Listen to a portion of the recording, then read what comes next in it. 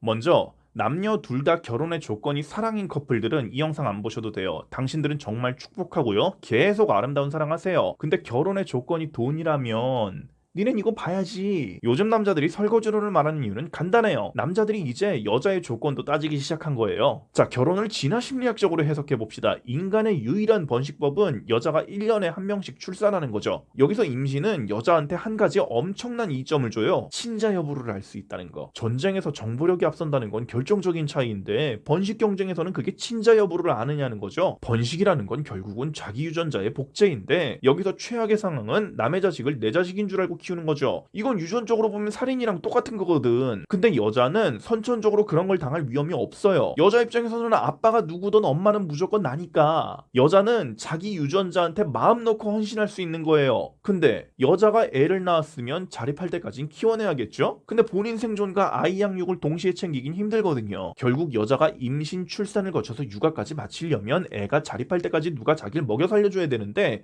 이 기간이 최소한 7, 8년이 걸려요. 근데 남자는 여자한테 헌신해야 될 이유가 없죠. 얘가 내 새끼인지 아닌지 모르니까. 중세시대 평균 수명을 30세로 보는데 여기서 유아기 노년기 빼고 7, 8년이면 한평생이에요. 확신이 없는 이상 한평생을 헌신하기에는 리스크가 크죠. 근데 이렇게 남녀가 협력이 안 되면 번식이 안 되겠죠. 그러니까 남자랑 여자가 서로 전속 계약을 맺은 거죠. 내가 네 아이만 낳아줄 테니까 너도 먹을 건 나한테만 줘라. 결국 남자가 책임감으로 처자식을 평생 부양하는 이유는 그 대가로 여자의 순결과 순종을 받았기 때문이라고요. 이게 바로 현대 결혼제도의 근간입니다. 이전 세대 여자들이나 지금의 개도국 여자들이 혼전 순결을 괜히 목숨처럼 지켰던 게 아니에요. 정말로 목숨이니까 그런 거예요. 그게 있어야 평생 남자의 헌신을 누릴 수 있으니까. 아직도 남자들은 어린 여자를 좋아하고 여자들은 마음에 드는 남자 앞에선 조신한 척하죠. 사람들은 본능적으로 순결의 가치를 알고 있거든요. 결국 결혼이라는 건 돈과 순결의 거래인데 거래를 계속 이어지게 만드는 원동력은 거래 당사자 모두에게 이득을 보장하는 공정함이거든요. 근데 남자한테는 이 이득이 없어졌어요. 여자들이 전통적인 가부장제와 현대적인 성평등 중에서 자기 입맛에 맞는 것만 빼먹었거든요. 이 남자 저 남자 다 만나는 건 여성의 자유라더니 아직도 이상적인 신랑감은 돈 많은 남자야. 남자가 결혼할 때 돈을 준비해야 되는 건 똑같은데 이 여자가 순결하고 순종한다는 보장이 없는 거예요. 이러면은 꼭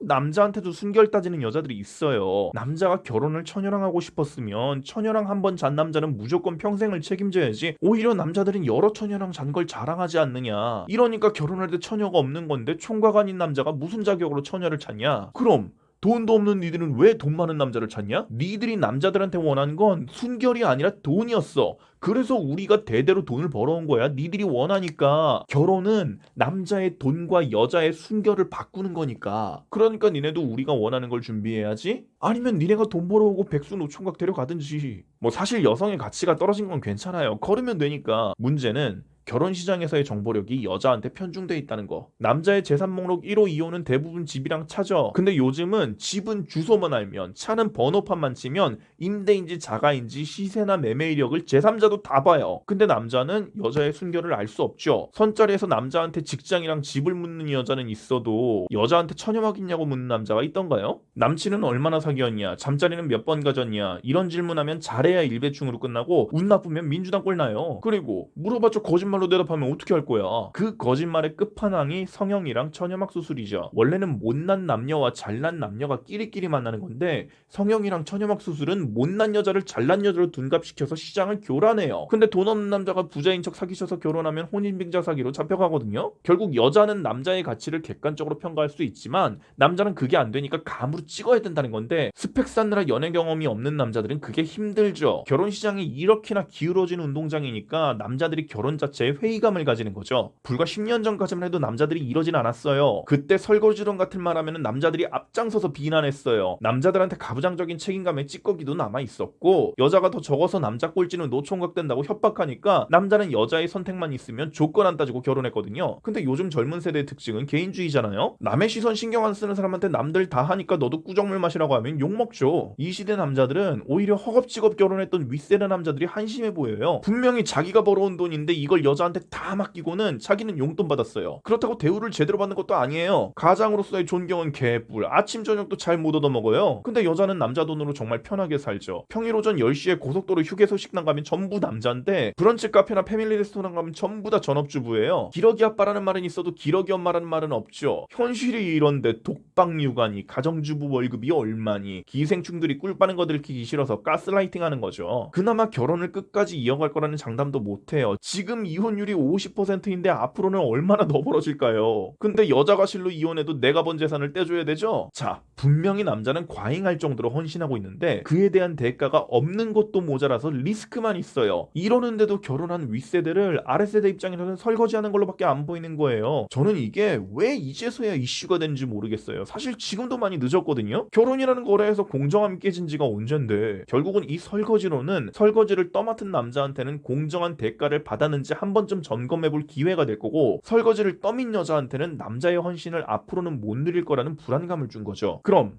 이런 상황에서 우리는 어떻게 해야 되는가? 여자를 빠삭하게 꿰투는 알파메일은 영상 끄셔도 돼요. 나보다 더 잘할 텐데 뭐하러 이걸 들어요? 또 남자의 돈을 바라지만 그만큼 남자에게 헌신할 여자도 이 영상 끄세요. 이 영상은 사기 결혼을 막으려는 거고 당신들은 공정한 대가를 줄 텐데 내가 왜 욕하겠어요? 근데 네가 알파메일이 아니라면 제일 중요한 건 여자가 보기에 네가 매력적인 남자냐는 거죠. 결혼이라는 거래는 선택을 받아야 이루어지는 거니까 만약에 네가 아무리 해도 안 되는 남자라면 괜히 물쏘짓 해봤자 소용없으니까 정신 차리시고 외국어를 배우던지 기술 발전될 때까지 존버 타세요. 네가 할 일은 영상 끝에서 알려줄 테니까. 알파멜은 아닌데 돈은 있다면 이 영상은 니네 얘기예요. 계속 의무를 독박 쓰시고 헌신할 수 있다는 걸 어필하세요. 여자가 의무를 떠밀려고 해도 반발하지 마세요. 여기서 집값 반반 양성평등 이런 거 따지면 멍청한 거죠. 네가 정말로 여자랑 의무를 절반씩 나누고 싶으면 괜찮아요. 여자가 너랑 똑같이 나이 들고 너랑 똑같이 생겨 먹어도 너랑 똑같이 벌어오기만 하면 된다면 괜찮은데 돈은 없어도 어리고 순결하고 순종적인 미녀를 원한다면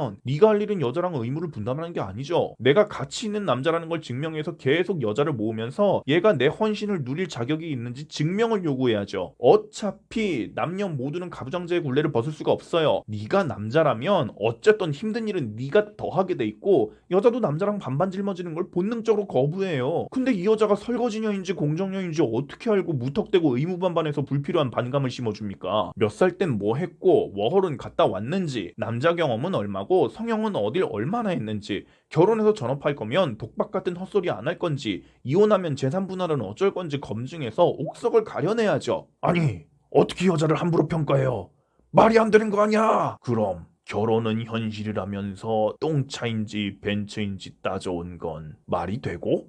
애초에 선택이라는 건 평가를 통과해야 이뤄지는 거예요. 평가 없는 선택은 도박이죠. 여자들도 남자가 자기들 기준에 합격했으니까 나간 거지 불합격이었으면 그 남자를 거들떠나 받겠냐고. 그래서 남자들도 결혼할 때 이거저거 제기했다는 건데 이게 싫다면 네가 설거지거리라는 거겠죠. 그리고 퐁퐁단 지금이라도 아내한테 공정한 대우를 요구하세요. 내 헌신을 누리고 싶으면 가치를 증명하라고. 그게 싫다는 여자는 앞으로도 계속 받아먹기만 할 테니까 지금이라도 이혼 전문 변호사를 찾아가세요. 아니면 네 말로가 그렇게 좋지는 않을걸요? 조건 보고 한 결혼에 정을 따질 필요는 없어요. 뭐 재산 분할 때문에 빼도 박도 못한다면 네가 선택한 설거지니까 악으로 깡으로 버티시고. 자, 제가 미래의 남녀관계를 예측해볼까요? 앞으로는 남자도 여자한테 따지는 게 점점 많아질 거예요. 그럼 당연히 번탈되는 설거지녀들도 많아지겠죠? 이 번탈녀들의 유일한 생존 시나리오는 페미노선 타서 기생충 짓 하는 거밖에 없어요. 지들도 앞날이 비참할 건 아는데 차력갱생할 깡은 없거든. 너무나도 오랜 기간 동안 대가 없는 혜택을 누려와서 거기에 중독이 됐으니까. 앞으로 얘들은 표를 무기로 정부를 협박할 거예요. 예전 여자들은 남자들한테서 직접 돈을 받아내는데 지금 남자들은 돈을 안 주니까 정부를 거쳐서 받아내는 거죠. 실제로도 세금은 남자가 더 많이 내는데 복지정책은 죄다 여성에게만 편중돼 있죠. 앞으로 정부 주도의 여성 정책은 더 심해질 텐데 이때 번탈남들이 필요한 거예요.